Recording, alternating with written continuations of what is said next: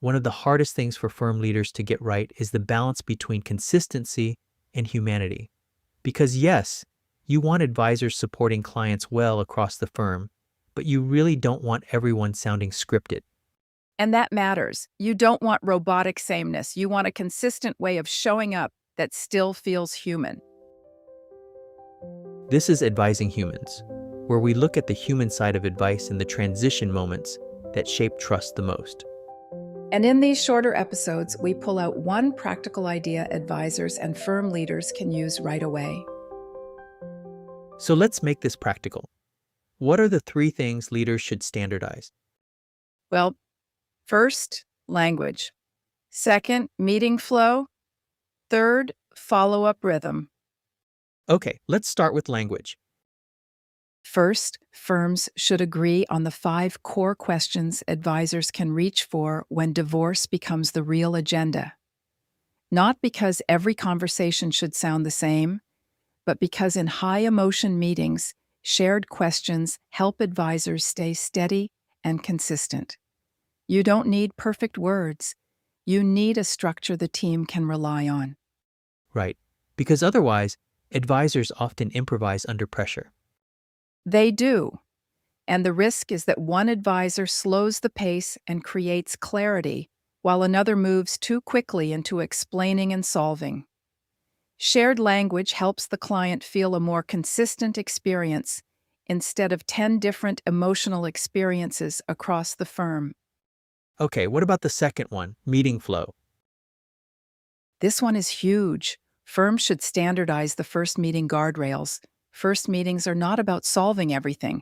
They're about helping the client feel less alone, less flooded, and more oriented. So the flow becomes open with steadiness, name the emotional reality without turning it into therapy. Find the decision cluster creating the most pressure, steady the basics, then leave with one clear next step. Yeah, and that's such a better standard than just be empathetic. It is, because empathy without structure can still leave the client spinning. Guardrails are what make the support actually useful. They help advisors know what the meeting is for, what not to rush, and how to keep the conversation from turning into either emotional spiraling or a spreadsheet session that misses what the client is actually going through. Okay, what about the third one, follow-up rhythm? This is the part a lot of teams miss. The firm should standardize what gets dealt with now, what gets parked, and how it gets revisited. That's what keeps the client from feeling like every meeting starts from zero. Here are some example language you can use. What changed since last time? What did we clarify today? What did we park on purpose? What might we have missed? That's so simple, but you can hear how stabilizing it would be. It really is, because follow-up rhythm creates continuity. And continuity is a big part of what helps a client feel supported. They don't want to keep re-explaining the situation. They don't want things to feel scattered. They want to feel like the team is holding the thread even when life is moving fast. Okay, let's make this really practical. Is there one piece of language you think every advisor in the firm should be able to say? Yes, and this one is really strong. We'll deal with what's required, and we'll pause anything irreversible until it's clearer.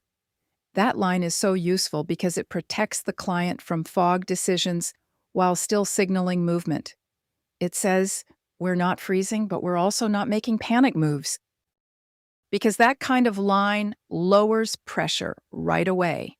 It also reinforces 2 of the biggest ideas here, required versus reactive, and protecting clients from irreversible decisions made in a fog.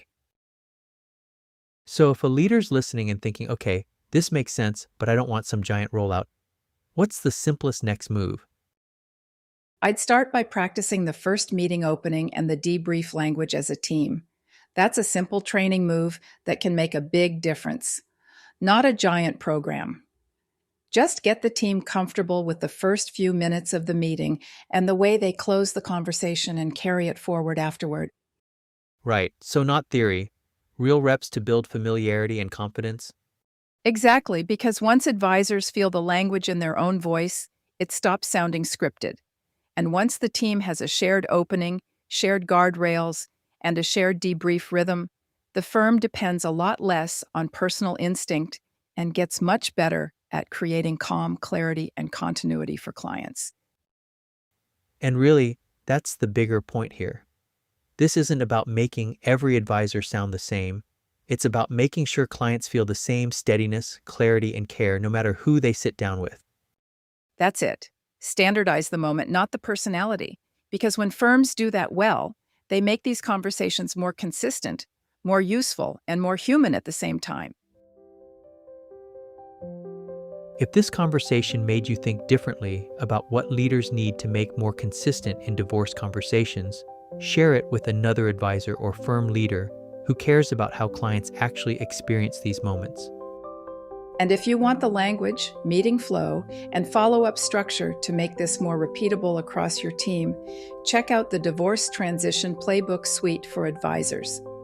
Because in moments like this, consistency is not about sounding scripted. It's about making sure clients feel steady, supported, and clear on what comes next. Thanks for listening to Advising Humans. We'll see you next time.